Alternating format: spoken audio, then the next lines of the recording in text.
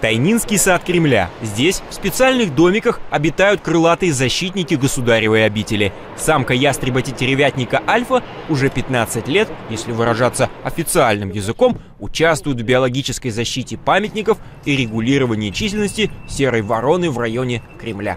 Вороны, портят памятники архитектуры своим пометом. В весенний период скатывались с куполов, там царапали когтями, тем самым срывали позолоту, нарушали социальное покрытие. Регулярно несколько раз в течение дня сокольники Кремля вместе с ястребами организуют рейды на машине или пешком. Горе той вороне, которая не успеет вовремя улететь.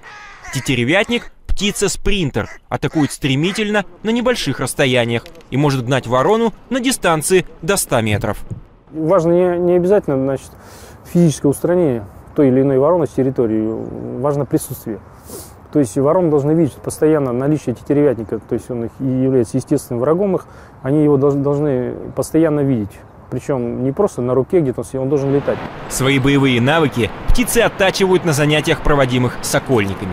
Это хождение птицы на перчатку, следование за сокольником, притравка на ворону. За свою работу птица получает корм от сокольника, мясо цыпленка или перепела. Осень и весна – самое горячее время для ястребов. Вороны мигрируют и часто залетают в Кремль, где их уже ждут крылатые стражи.